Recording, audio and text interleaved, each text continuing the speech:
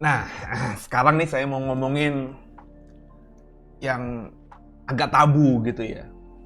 Sering ditanyakan gitu sama banyak anak muda. Kalau misalnya saya isi program retreat kah atau sharing dengan anak muda, sesuatu yang tentang seks gitu ya. Mau ngomongin soal ya tabu saya bilang. Eh, saya juga mikir panjang kalau ngomongin ini misalnya di mimbar gitu ya. Tapi karena ini bukan mimbar, jadi saya juga harus suarakan ini. Ya. Sebab saya yakin banyak orang di luar sana yang menanyakan hal ini, ya.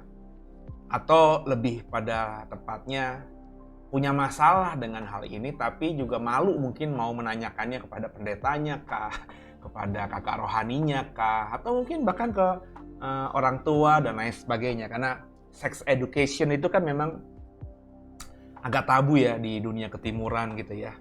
Tapi saya mau ngomongin, jadi ini program ini memang saya mau ngomongin sesuatu hal yang ada di hati gitu ya, digumuli oleh saya karena ditanyakan oleh orang lain. Oh ya, juga Bapak Ibu yang mau punya pertanyaan ya nanti silakan ya bikin atau silakan ajukan pertanyaan di di komen di program ini, atau nanti juga bisa lewat Instagram thewe.id atau Facebook gitu ya.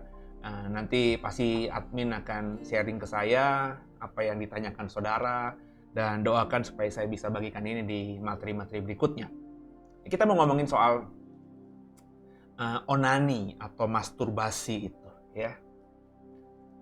Dulu ketika saya pertama kali belajar Alkitab ya, itu saya lupa dosen kah atau senior saya kah mengatakan bahwa kata onani itu diadopsi dari peristiwa yang ada di dalam kitab Kejadian pasal 38, orang yang namanya Onan. Onan ini kalau di Kejadian pasal 38 kita bisa belajar adalah anak dari Yehuda. Jadi Yehuda itu punya anak sulung yang namanya Er. Ya. Kemudian Er ini dinikahi oleh perempuan cantik yang namanya Tamar.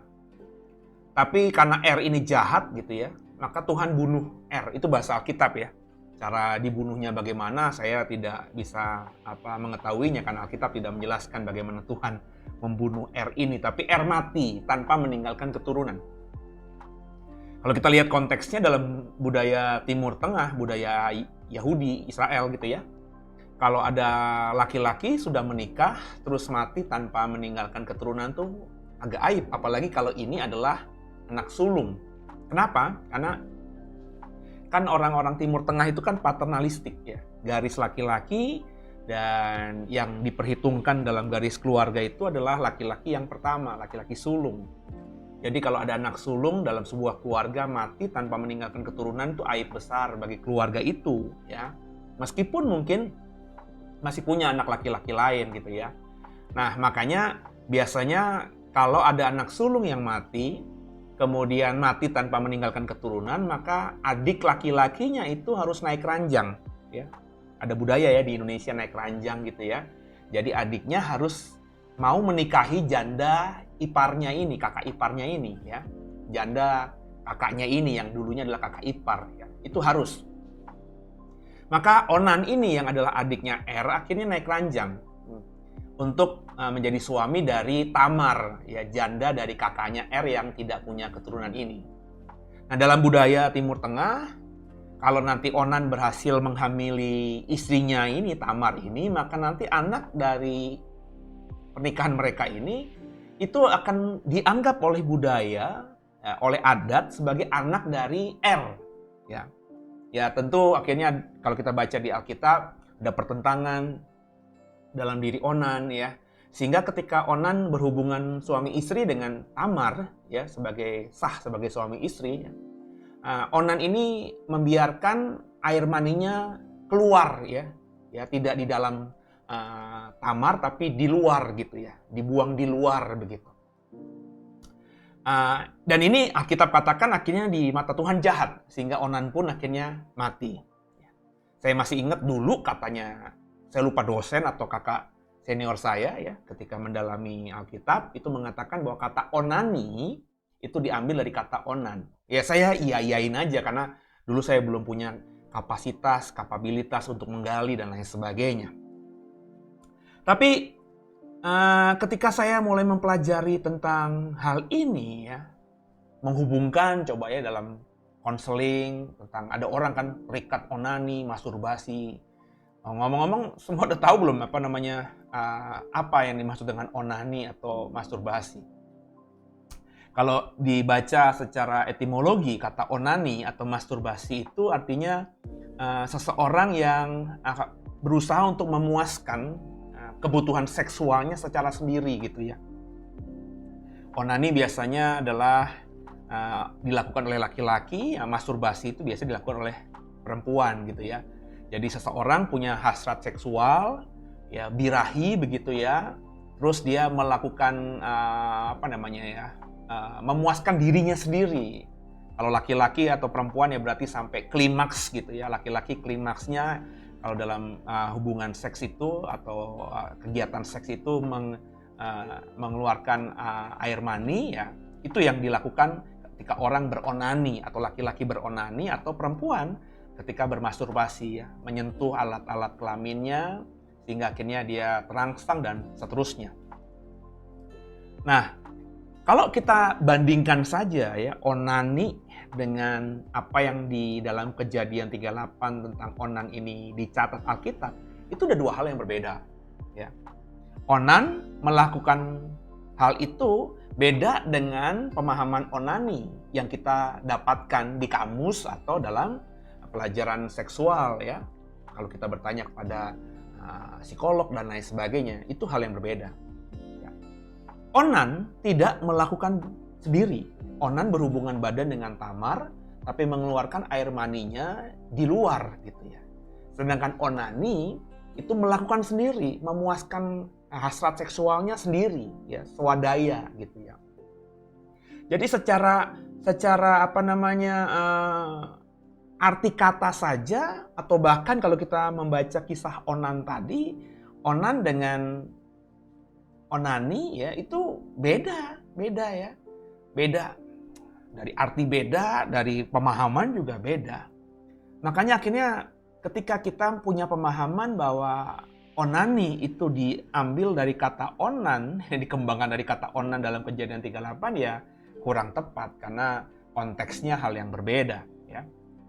Orang yang beronani, laki-laki yang beronani mencapai orgasme dengan sendiri, sedangkan onan itu mencapai orgasme berhubungan badan dengan istrinya Tamar tapi mengeluarkan air maninya keluar. Itu hal yang berbeda. Ya kalau bagi saya sih berbeda ya. Nggak tahu kalau saudara punya pandangan sama. Jadi meski sama-sama secara sadar dan sengaja ya, onan kan sengaja mengeluarkan air maninya di luar, orang yang beronani juga sengaja. Nggak mungkin onani itu, oh nggak saya tiba-tiba aja nggak direncanakan tiba-tiba aja gitu ya. Kan nggak, orang melakukan onani, masturbasi kan pasti dengan kesadaran secara sengaja ya. Cuma onani dengan onan, kisah onan ini punya latar belakang yang berbeda. Nah, bagaimana kita menyikapi soal ini? Ini ditanyakan banyak orang ya. Kalau kita bertanya kepada psikolog gitu ya, atau pakar seksual gitu ya, buku-buku, literatur banyak sekali itu ya. Itu bahkan mengatakan secara psikologi dan medis orang yang melakukan onani, dalam hal ini pria, atau masturbasi dalam hal ini perempuan itu banyak positifnya gitu ya. Katanya gitu ya. Ada yang punya alasan daripada kita selingkuh, daripada kita free sex gitu ya, daripada kita bermain dengan perempuan-perempuan nakal gitu ya, bukankah lebih baik kita beronani, begitu ya, kata pakar psikolog gitu ya, pakar medis juga. Ada yang bahkan mengatakan juga dengan kita melakukan onani atau masturbasi itu akan meredakan stres gitu, sehingga kita bisa tidur lebih nyenyak dan lain sebagainya. Itu kata dunia loh ya, kata psikolog, kata medis gitu ya. Meskipun banyak dikatakan oleh psikolog dan medis itu melakukan onani dan melakukan masturbasi itu katanya banyak positifnya ya, dibandingkan perbuatan seksual lainnya, misalnya sering jajan tanda kutip ya dengan pelacur dan lain sebagainya ya, ya, melakukan hal sendiri itu lebih baik daripada hal-hal lain tadi gitu ya. Tapi apakah berarti onani dan masturbasi itu diperbolehkan oleh Alkitab? Itu kan permasalahannya. Karena sebagai umat tebusan, Alkitab katakan bahwa setiap tingkah laku kita harus seturut sekendak dengan Tuhan. Nah, seturut sekendak Tuhan itu kan ukurannya Alkitab ini. Nah, problemnya Alkitab tidak pernah mengatakan apa-apa soal onani maupun masturbasi. Itu problemnya. Jadi ketika dulu saya ditanyakan oleh anak muda, ketika saya masih jadi pendeta untuk anak muda gitu ya, di usia 30-an gitu ya, menanyakan hal ini, ya saya juga agak kesulitan karena dibilang apa namanya dosa atau salah, Alkitab nggak mengatakan apa-apa. Ya, kalau dibilang nggak dosa, saya berpikir juga masa sih orang melakukan onani atau masturbasi itu tidak dosa gitu kan? Jadi ya saat itu saya kesulitan, tapi karena akhirnya dipertanyakan cukup sering dalam diskusi-diskusi dengan anak muda dipertanyakan hal itu, akhirnya saya coba menggali kebenaran gitu ya. Nah memang jujur, Alkitab tidak mengatakan apa-apa soal onani dan masturbasi ini. Tidak juga melarang, apalagi mengiyakan ya. Tapi bukan berarti ketika tidak dilarang atau tidak mengiyakan atau memperbolehkan, terus kita dengan santainya mengatakan ya udah berarti sah-sah saja dilakukan apa namanya onani atau masturbasi itu. Sekali lagi ini topik yang agak tabu ya, agak gimana gitu. Mungkin beberapa saudara juga ngapain sih masih ngomongin hal ini. Tapi saya harus omongin supaya anak-anakmu tahu hal ini gitu ya. Jadi kalau nanti pergumulannya ada, ya kalau kau sulit untuk mengatakannya, mengajarkannya, coba sampaikan aja video ini kepada mereka. Nah, kalau ngomongin dalam sudut pandang Alkitab, saya selalu mengatakan di mana-mana bahwa Alkitab harus kita baca dengan komprehensif, dengan keseluruhan. Ya.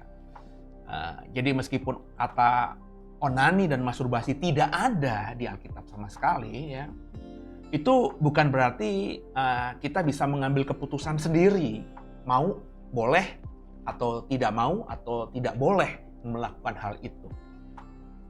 Sebab ada hukum lain, ada perintah lain yang diberikan Tuhan kepada kita. Ya, contohnya yang paling sederhana.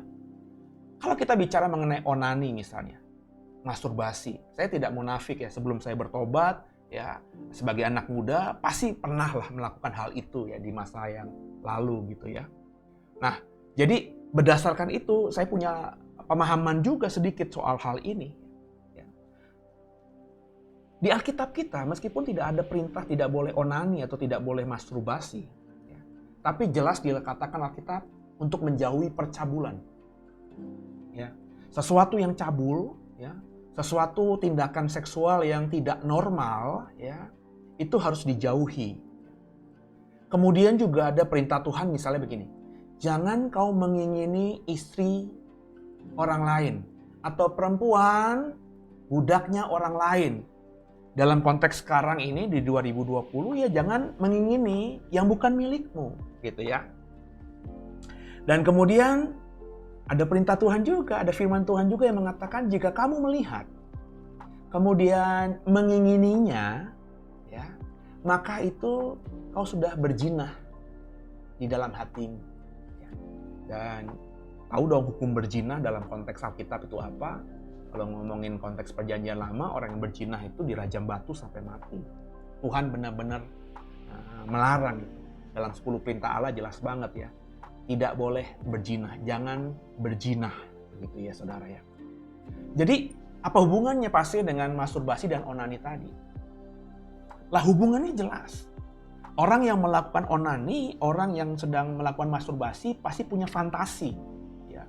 Tidak mungkin dia terangsang atau ingin memuaskan hasrat seksualnya sendiri tanpa ada trigger-trigger atau stimulus-stimulus yang seperti itu. Pasti orang yang beronani sedang ngebayangin siapa gitu, ya. Atau lihat gambar gitu, atau lihat hal-hal lain begitu. Begitu juga orang yang perempuan yang bermasturbasi pasti sedang ngebayangin siapa gitu. Dan membayangkan pasangan yang dimiliki orang lain, membayangkan lawan jenis yang bukan kita miliki, terus pengen memilikinya, tidur dengan dia, berhubungan seksual dengan lawan jenis itu sudah berzina, itu kata Alkitab. Jadi meskipun onani dan masturbasi itu tidak dilarang Alkitab, Alkitab tidak ngomong apa-apa, tapi ketika kita melakukan tindakan itu, kita sedang membuahi sesuatu yang dilarang Alkitab yang lainnya. Jadi itu konteksnya. Mungkin saudara bilang gini, Pak, kalau misalnya saya ketika melakukan onani atau masturbasi tidak membayangkan orang lain gimana? Coba aja deh ya. Apa bisa gitu ya? Beronani atau bermasturbasi tanpa ngebayangin yang lainnya gitu, atau lawan jenis gitu ya. Saya kesulitan untuk memahaminya gitu ya. Jujur aja, karena banyak orang yang saya layani dalam konseling pelepasan ya, ketika terikat onani ya, pasti itu ada efeknya atau ada triggernya sebelumnya, misalnya terikat dengan video porno, terikat dengan perjinahan ya, terus juga terikat dengan hal-hal lainnya begitu ya. Onani itu efek samping ya dari hal-hal itu. Jadi tentunya ketika dia sudah terikat dengan perjinahan, sudah terikat dengan free sex, ketika dia beronani, dia pasti membayangkan hal-hal itu. Ketika bermasturbasi, membayangkan hal-hal itu. Dan itu dosa di hadapan Tuhan. Jadi, kemudian ada yang berkata, kalau yang dibayangkan misalnya suami sendiri Pak, atau istri sendiri yang kebetulan sedang di luar kota gitu ya. Ya, kalau akhirnya melakukan onani dan masturbasi dengan membayangkan pasangan sendiri, dalam hal ini istri dan suami, ya tentu agak hukum tadi, hukum yang jangan kamu melihat, mengingini perempuan lain atau istri orang lain, ya itu sudah berzina, itu tidak berlaku atas kita, karena yang sedang kita bayangkan ketika melakukan hal-hal tadi, onani dan masturbasi tadi, kita sedang membayangkan pasangan kita sendiri, gitu ya. Jadi kalau seperti itu ya susah juga ya kita saya dalam hal ini mengatakan bahwa ada pelanggaran sesuatu. Ya daripada nanti saya udah 3 bulan Pak, suami saya itu 6 bulan sekali pulangnya. Saya ketemu istri itu 6 bulan sekali Pak, daripada saya selingkuh, daripada saya mengeluarkan hasrat seksual saya kepada hal-hal yang tidak benar ya, saya onani atau bermasturbasi membayangkan pasangan gitu ya. Ini emang agak sulit, dilema juga. Ya. Tapi mestinya kalau Bapak Ibu punya kebiasaan, saudara punya kebiasaan begini dengan alasan tadi, karena pasangan nikah kita tinggal di luar kota, cukup jauh, kita dipisahkan. Ya dicari dong, masalahnya, akar masalahnya. Jangan cuma cari jalan keluar yang pintasnya doang. Kan kau akhirnya melakukan onani dan masturbasi gara-gara pasanganmu tinggal di luar kota, tinggal di luar pulau, tinggal di luar negeri untuk waktu yang cukup panjang. Itu kan masalahnya kan? Nah, jangan akhirnya mengambil keputusan onani atau bermasturbasi karena beralibi tadi.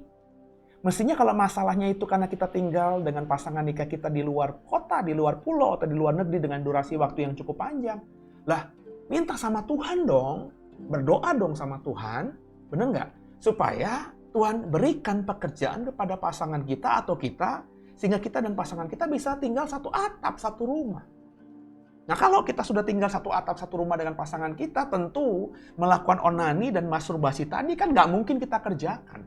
Bener nggak? Nah ini yang sering terjadi dalam kehidupan kita. Ya, kita sebagai orang Kristen ya mengambil jalan pintas, padahal sebenarnya permasalahannya belum selesai.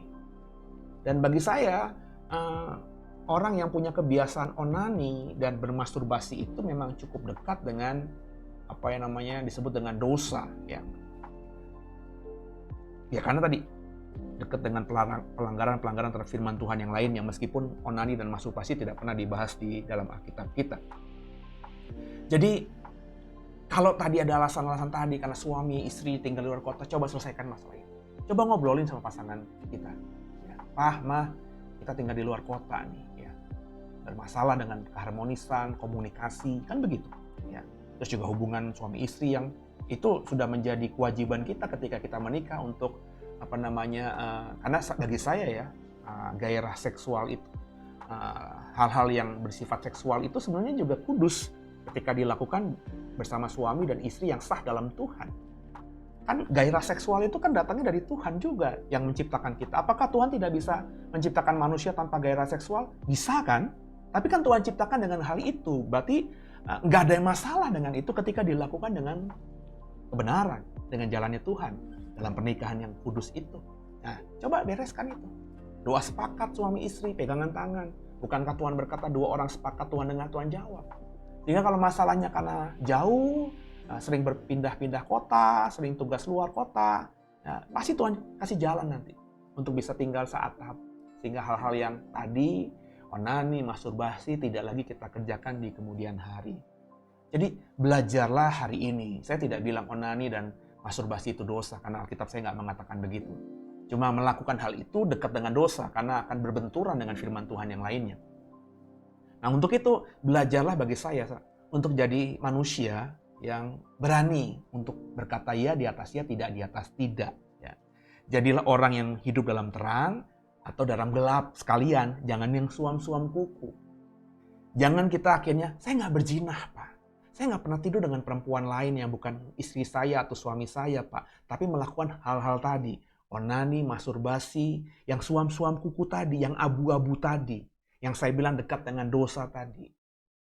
Kita tidak berzinah itu bagus, kita tidak selingkuh itu bagus, kita tidak free sex itu bagus, tapi kita melakukan hal yang abu-abu tadi. Yang saya bilang, kalau kita onani atau masturbasi pasti ngebayangin hal-hal yang tadi, yang dekat dengan dosa tadi. Dan akhirnya hidup kita terus dalam keterikatan hal ini. Jadi, yuk belajarlah jadi panas atau dingin. Jangan suam-suam kuku. Dalam konteks onani dan masturbasi, itu suam-suam kuku bagi saya. Dan kata Alkitab saya, yang suam-suam kuku akan dimuntahkan. Yuk hidup benar, jadilah orang yang benar-benar hidup berkenan kepada Tuhan. Haleluya.